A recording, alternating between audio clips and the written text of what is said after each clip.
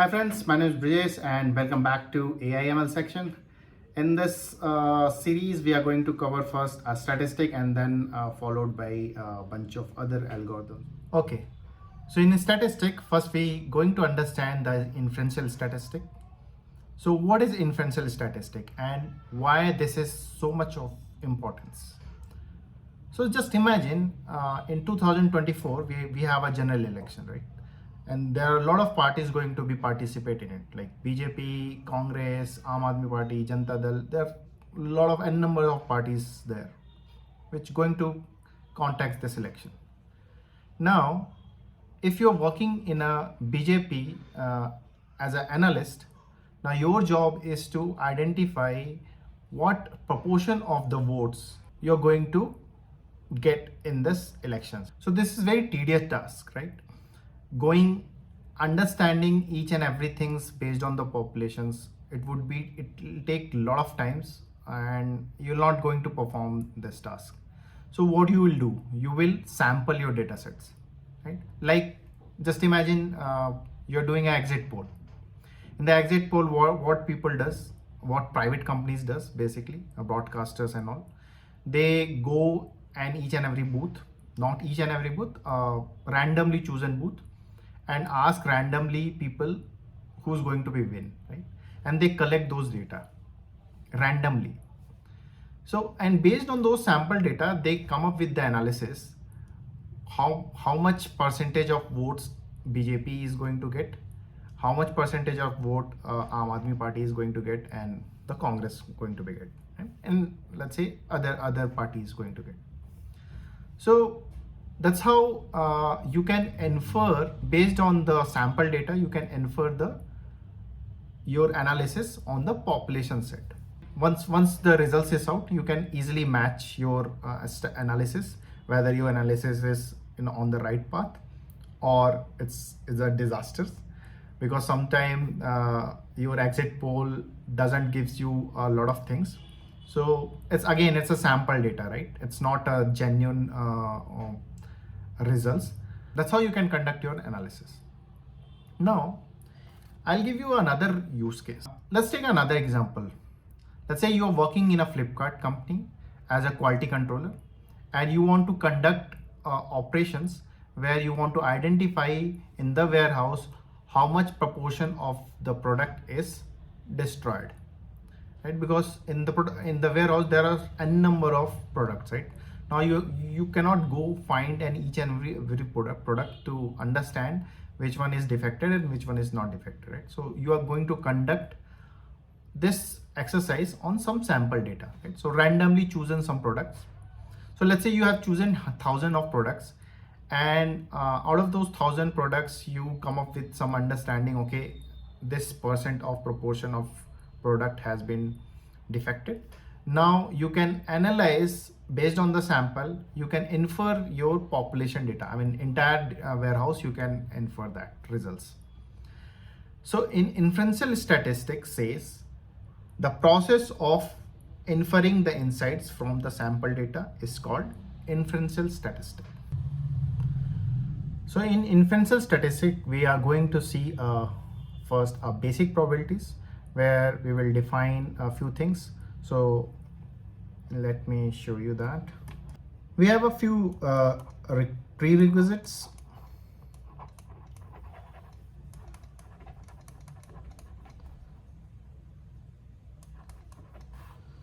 Where first you have to understand the basic definitions of probability, and then you have to know multiplication,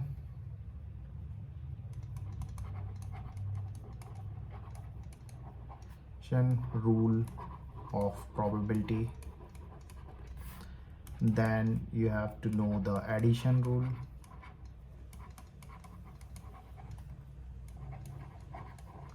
of probability, and you also have to know the how you can calculate NCR and NPR, right? Combination and permutations. So these are the prerequisites I think this is very easy. I will add a resource in the description below so that you can just brush up yourselves, because anyways, so this multiplication and the addition we are going to see when we are going to see the probability distribution and all, binomial distribution and all, right? So but at least you should brush up yourself so that it can be easy to follow into the video. Now what are the things we are going to cover here is, first we will start with the random variables. What is random variables, because this is very important. And then we will see a probability distribution.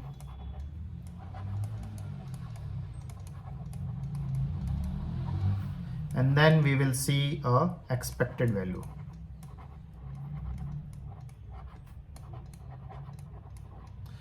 Right, so these are the three things which we are going to cover in this video, and then there are other things which will come in the next video, because we cannot add everything in the same video. It would be a very lengthy, you will lose the context. So I will create a series of the videos so that at least you can motivate yourself, so that one video and then stop, understand, relearn things, and then go with the different video. Right, so that's how you can easily switch in between.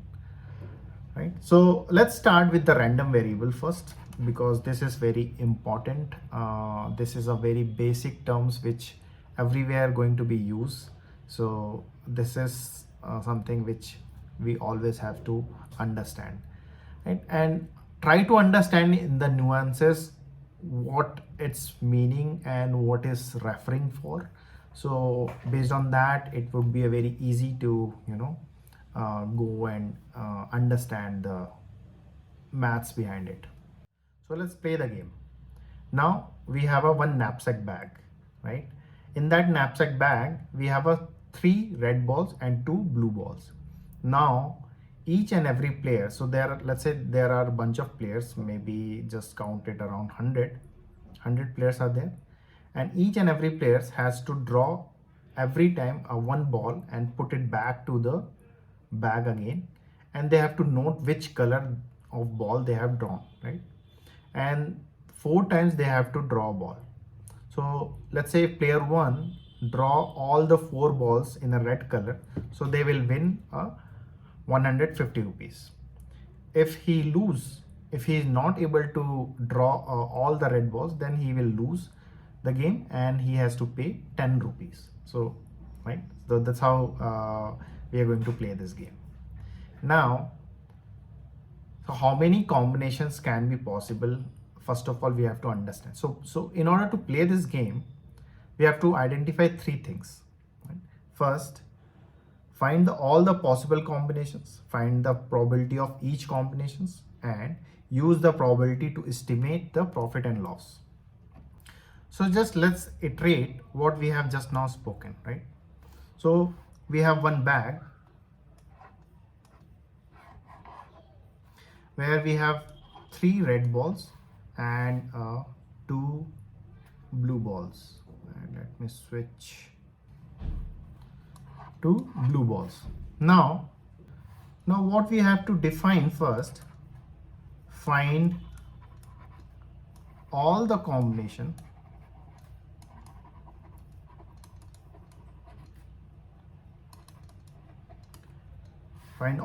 combinations. Second, find all the probability of each combination. And third, use the probability to estimate profit and loss. So ultimately what we have to do, we have to identify whether the player is going to win or the house is going to win, right? So So these are the three things which we have to do. And then what we have a 3 red balls and 2 blue balls. Every time each and every player has to draw each and every balls, and they have to count, they have to write down which color of this ball is, and then they have to put it back into the bag, right? And then they have to do 4 times. Now let's find out the combinations of red and blue balls. So what are the combinations we can get? We have a 4 red balls and we have a 4 blue balls and 0 red balls. We have a 3 blue balls, 1 red balls, 2 blue, 2 red, 1 blue, and 3 red, 0 blue, and 4 red. So we can have a 4 blue balls. We can have a 1 red balls with the 3 blue balls, and these are the options, right? 1 red, 3 blues. So these are the 4 possibility of these combinations. And we have a 2 blue and 2 reds. So these are the order of the probability combinations we can get it. 1 blue and 3 red, we can get first 3 red and then 1 blue. We can get first 2 red and then 1 blue and then red, right? Something like that. And then we have a 4 red balls. So if this combination comes, you will win 150 rupees, but in all other combination you will lose minus 10 rupees. So this is the game. Now we have to play this game. Now first we have to identify each and every combination, so which we already write it down, and then we have to find out all the probability of each combinations. So let's calculate this part, and then we will estimate whether we are going to win this game or not, right? So now let's switch back to our original questions. How likely the house should win in this game? So currently it's hard to say that, because in order to answer these questions, we have to analyze the outcome of each and every games in a probabilities. So for example, probability of getting 4 red balls in the games come out to be very small number, then we may say the house will likely to win. But this is not the only scenario. There could be other scenario can happen, right? So in order to answer that, we have to come up with the each and every outcomes of the in terms of probability, to understand in what scenario all the red balls will get appear. Right? So is there any way to quantify? Yes, there is a way to quantify the outcome of each and every variables. So let's take a variable called X. Let's take a variable called X. Let's quantify this in terms of number of red balls. So X equal to number of red balls. So as we can see here in this chart, in this case, where all 4 balls are in blue color, so we may say this X equal to 0.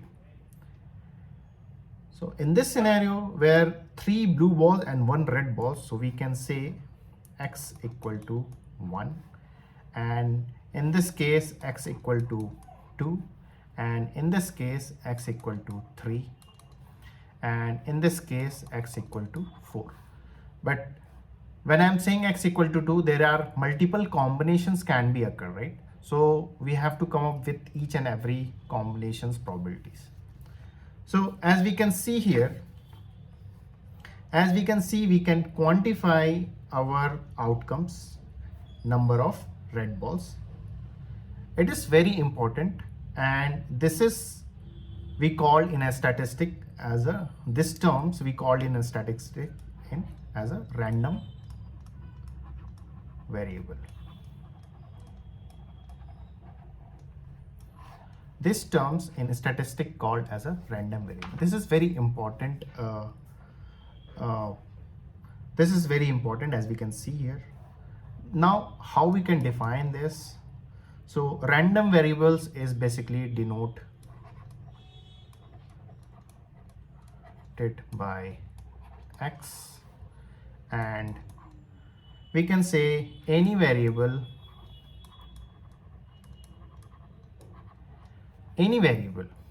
that associated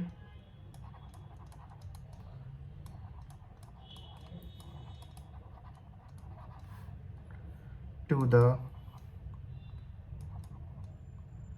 outcome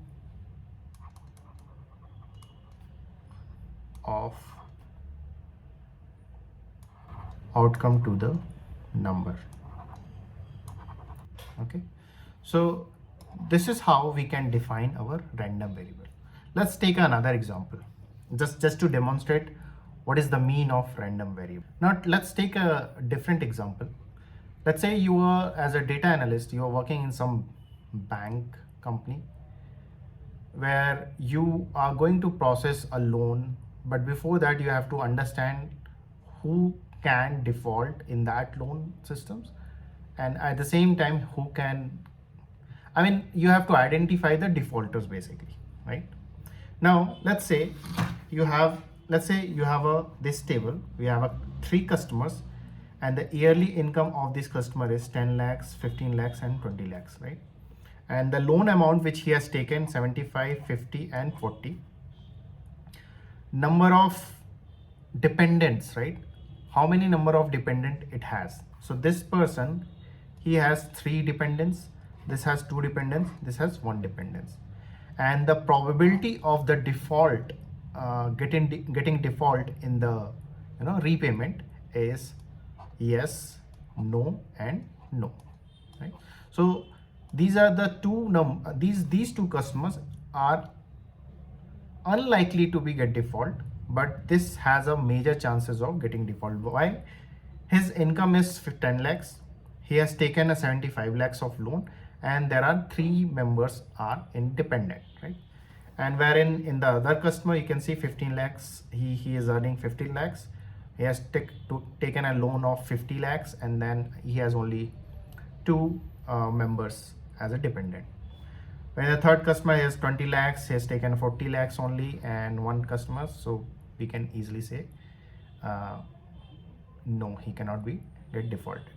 So what random variables say about this, right? So in the random variables, x basically convert the outcome of experiment to something measurable.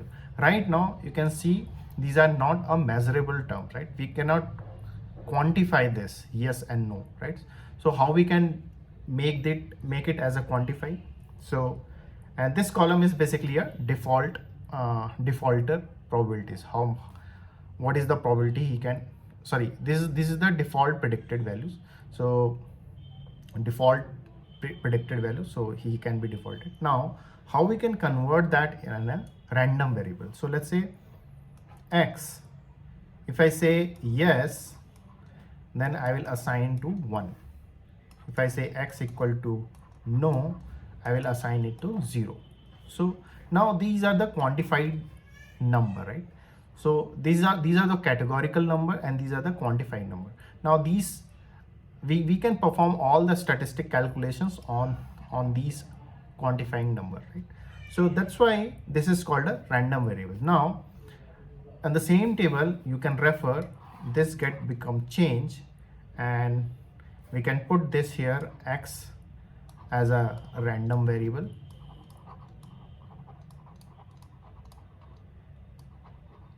and for customer 1, 2 and 3 we can say this yes, he can be default, this is 0 and this is 0. Now just relate this, right? Relate this table with these column, we can easily quantify this default, right? So that's how you can define your random variable. So this table going to be used a lot of places, so these numbers you should remember, right? So here the random variable for x equal to 0, random variables of getting red balls, here x equal to 1, for this x equal to 2, for this x equal to 3, because you can see here 3 red balls can be appear. Similarly for this is x equal to 4. Now let's calculate the probability of getting red ball on each and every combinations. So now let's play this game with 100 peoples and capture all the responses which they got.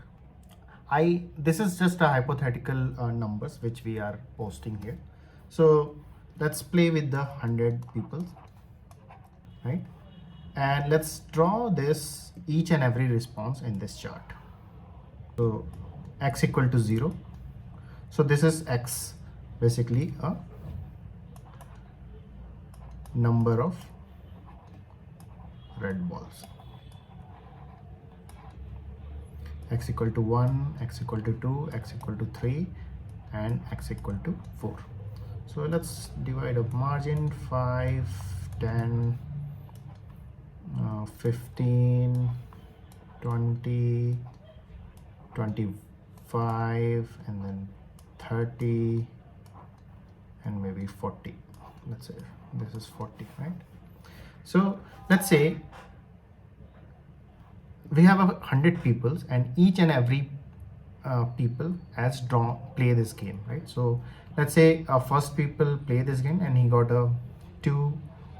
this many of red balls. Let's say it's 37 red balls he got, right? So just define this 37 red balls. I can say 37 red balls.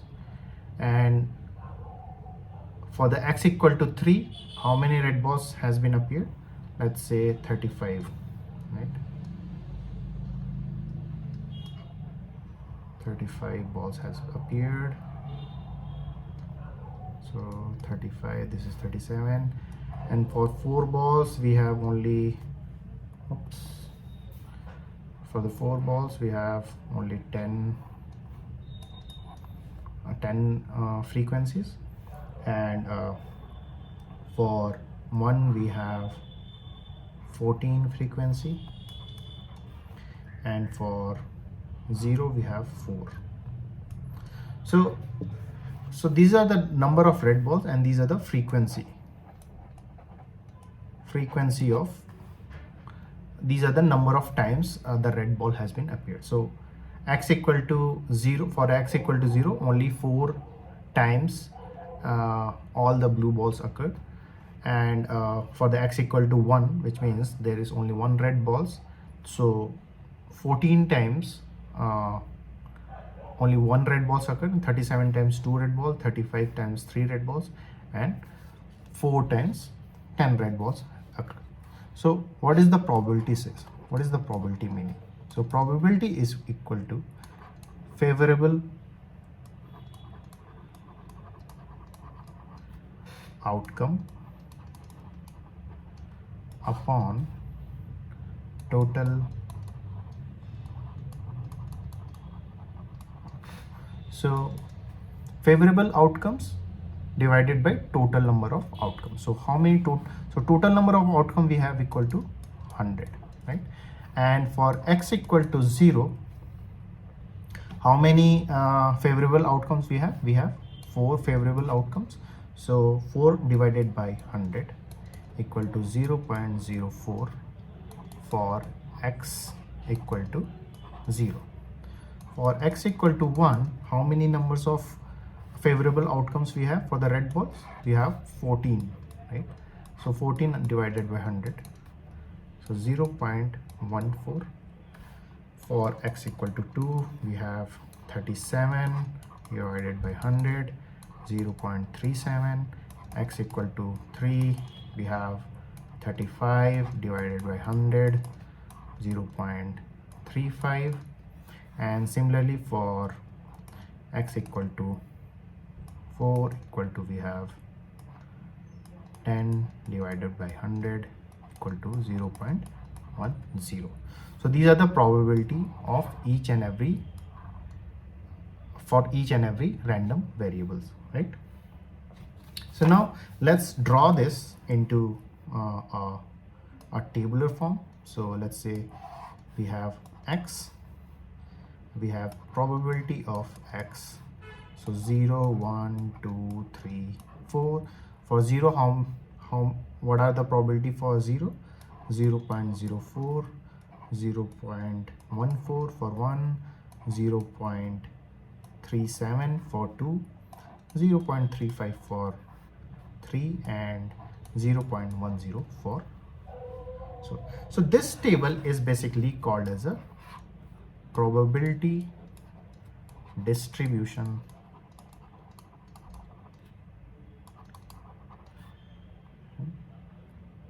this is called a probability distribution. So as the name suggests, right, so all the possible combination of x we can get all the possible combination of we can get a probability of all the possible combination, which is referred as a probability distribution. So we saw two things. First we defined our random variables, which is number of red balls, and now for each random variables we have defined our probability based on this experiment, right? So we have conducted an experiment with the 100 people and we got these many of frequencies, right? And based on these frequencies we come up with the probability distributions. Okay, how many times 0 occurred? So 0.04. The probability of getting us x equal to 0 is 0.4. Similarly for 4, x equal to 4 equal to 0.10 as a probability, right? So if I define this in a histogram, right? So this chart is basically called a histogram chart. So this chart is called a hist chart.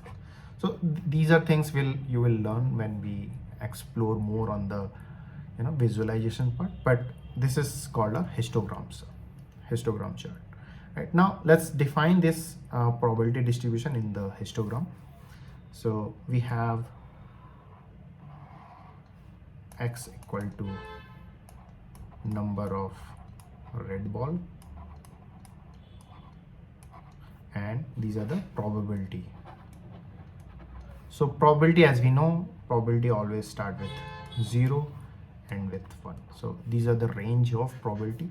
So probability always lies between 0 to 1, right? So for x equal to 0, for 1, for 2, for 3, for 4, and we can define like 0.5, 0.1, 0.15, 0.20,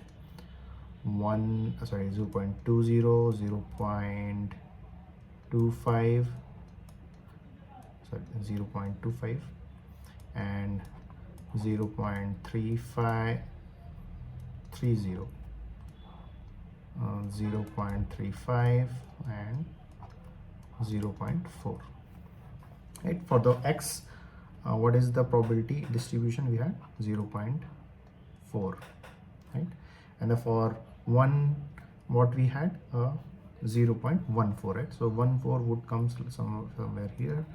So, and for 2 we have 37. So from here, sorry about my lining. And for 3 we have 3.5, right? And for 4 we have 1. So if you compare this, so we call this a number 2 chart, and this is number 1 chart. So if we compare this 1 and 2, it's almost looks like same, right? So if you see the histogram, this all the histogram, both the histograms looks almost similar in nature. So that's how we can define our probability distributions, right? Now, so let's say, so these are the distributions will come with the 100 people. We conducted 100 people, right? We conducted with the 100 people. Now based on that analysis we got to know, okay, this is how the distribution will be occurred. Now this is a sample data. Now you just imagine if you want to run this on the entire population. Let's say if you're going to run with the multiple peoples, 1,000 people, 10,000 people, lakhs, 1 lakh people, right? So how that will be happen? Because end of the goal is to infer with the sample data. So what is the inferential statistics says? Inferential statistics is saying you have a sample data. Now you can analyze things with the sample data. Whatever the analysis you will conduct on the sample data, you can directly refer that analysis on the population set. Now we have done our analysis with the 100 people. Now let's imagine you have 1,000 people come, right? Now we have to conduct our analysis on the 1,000 people. So that would be again a very easy. So we already have all the probability distributions. So for x equal to 0, we have 0.14, sorry, 0.04, right? We can multiply directly with the 1,000 people, and it will comes out that how many peoples can draw x equal to 0, means all the blue balls, right? So it will comes as a 40. So x equal to 1, we have 0.14 into 1,000, we can get 140.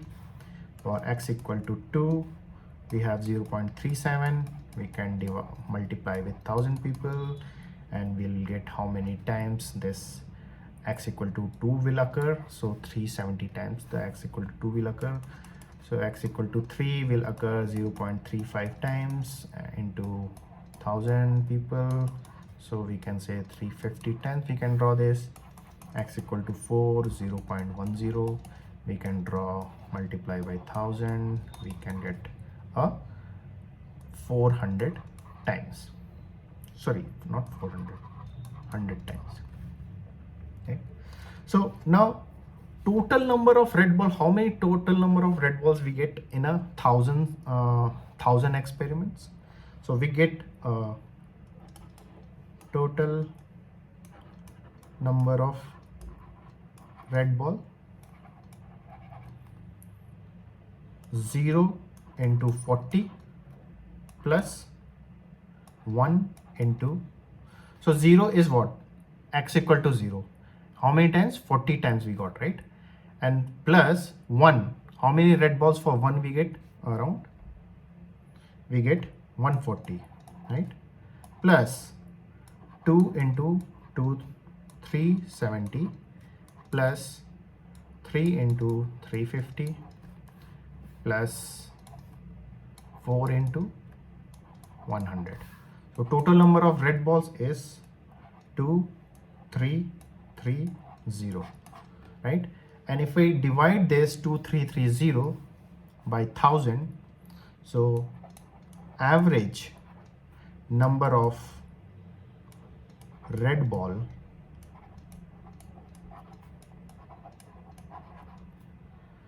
for one game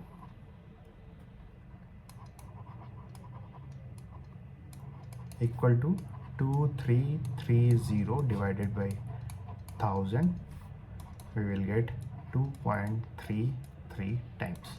So we can say if we conduct an experiment on the larger set, we will get, for each game we will get on an average 2.33 times a red ball get appear, right? So just don't think in that way how the 2.33 red balls will comes in a one experiment. But if you running this experiment infinite times, right? So on an average, the number of balls you will get in a one game is 2.33. It's clear? Now what we have seen two things. Random variables we have seen that probability distribution. Now we are going to conduct a expected value calculations. Now as we can see, we get a 2.33 red balls per game on an average. Now we can define our random variables for n number of times. So let's say x can take a1, a2, a3, a4 up to an. So a1, a2, a3, a4 up to an means x equal to a1, x equal to a2, x equal to a3, like we have did for x equal to 0, for x equal to 1, for x equal to 2, and so on, right? So an expected value equal to a1 into, like for the 0 into probability of x equal to a1 plus a2 multiplied by probability of x equal to a2 plus a3 into probability of x equal to a3 and so on, right? And so on, plus an into probability of x equal to an, right? So that's how you can define your expected value. Now let's calculate this expected value. This will come the same thing, right? We did for the on an average, right? Expected value. So for in our game, for x equal to 0, the probability of x equal to 0 was 0 0.0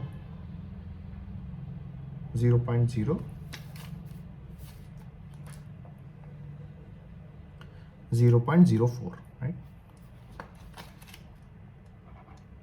Plus x equal to 1 into the probability of x equal to 1 was how much? 0.14 plus for 2 the probability of x equal to 2 was 0.37 plus 3 into 0.35 plus for 4 into 0.10. So if you calculate this will come 2.33. The expected value will come 2.33. Now you got three things, right? Random variable you defined probability distributions, you got a expected value. But what is the significant with these things with our original question, right? Our original ask was to how likely would the house can win, right? So does this expected value are inferring anything? Yes. So let's define our random variable in a quantifying manner, right? So let's understand the profit and loss, because our ultimate goal was to, so if you see these 3 points which we have written, our last goal was to use this probability to estimate the profit and loss statement, right? Whether house will be a profitable or house will be a disaster in this game, right? So now, so if player get a high expected value, if the player is getting a high expected value, then this game is turn out to be a player profitable, right? Player will be get more profitable in that, so house will lose that. But our aim is, as a owner of the house, our aim to reduce the cost so that our expected value would be a negative, so that player will lose the game for the longer run and house will always win in that game, right? So we have to define something. Let's quantify that part, right? So let's say x, maybe let me switch to another pen, right? Let's say x equal to, let's say x can take plus 150 and minus 10 rupees, right? In what case 150? We have, if we get a 4 red ball, then we will say the player will get a 150 rupees. If he lose, then if other than this combination, right, other than this, all the combination, he will lose the 10 rupees, right? So how we can do that?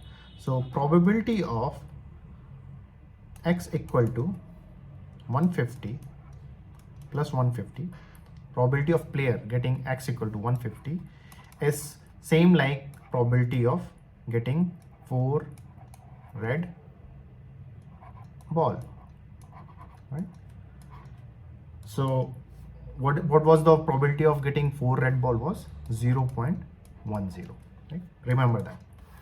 And probability of getting x equal to minus 10 rupees, which means except this all other combination, like other combination, probability of 0 get a red ball, probability of 1 red ball, 2 and 3 red ball, then what would be the probability in that case? So for 0, what we had a probability 0.04 plus 0.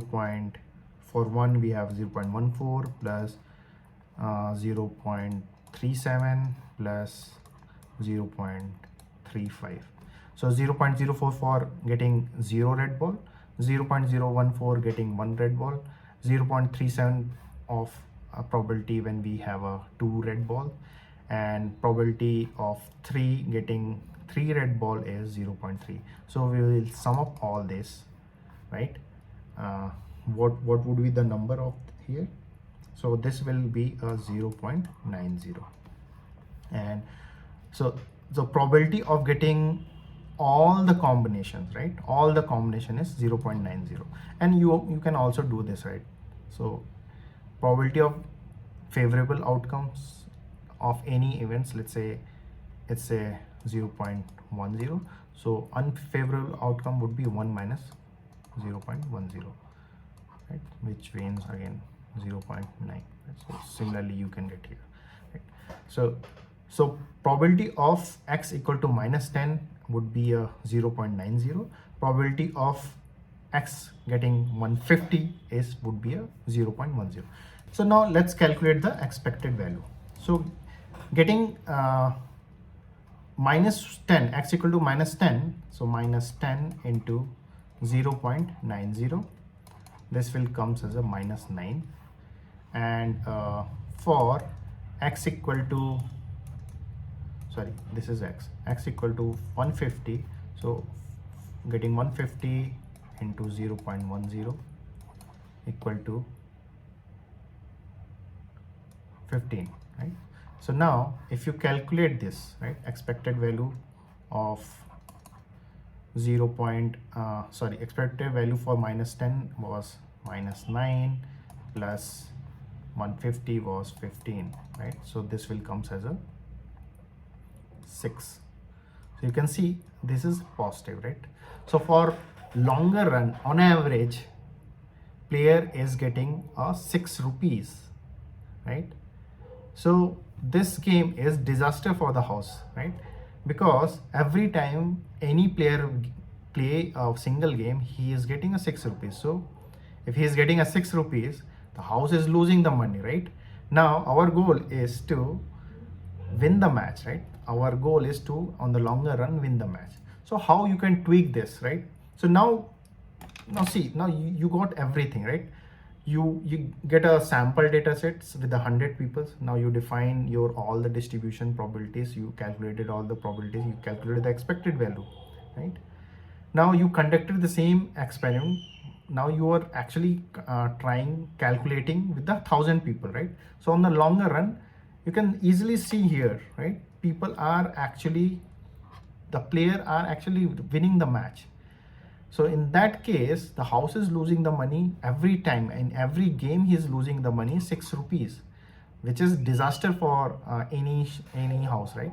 Now, how you can tweak as a house owner, how you can tweak this?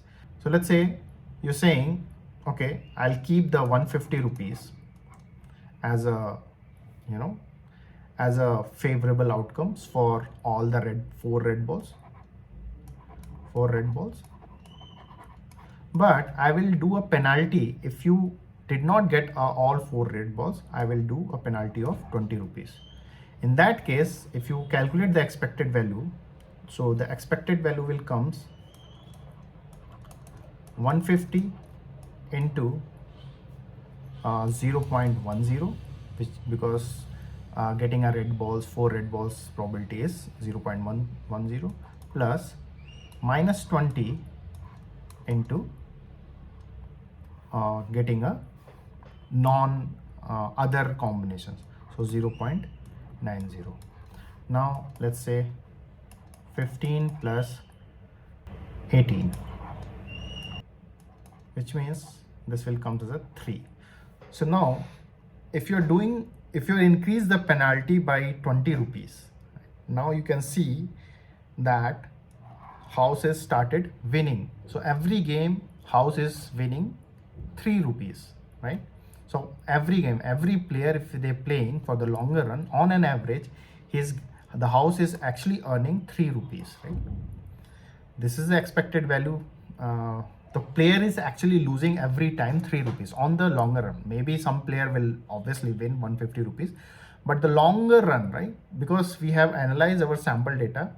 Okay, if we tweak this amount after winning, we can get a 150, but every other combination we will do a penalty of 120 rupees for the player. So in this case, you can easily see every time when the player is playing this game, they are losing 3 rupees, right? Which means house is getting profitable. Right? Similarly, you can also tweak in another sense, like maybe you can increase the money of 150 to 200, and in the same way you can do a penalty of 50 rupees. So these combination you can play around, right?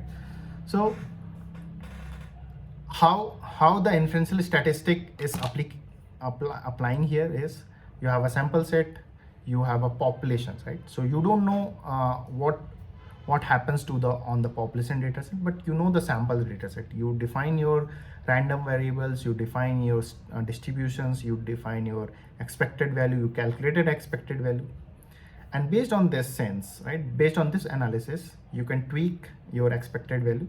Now based on this analysis, this analogy, you can always refer on the longer run. If we go with these combination, house will always win. So that's it from this class. In the next video, we will again see another distribution, like a binomial distribution and other distributions. So stay tuned with us and watch this video till end. You will learn a lot of things.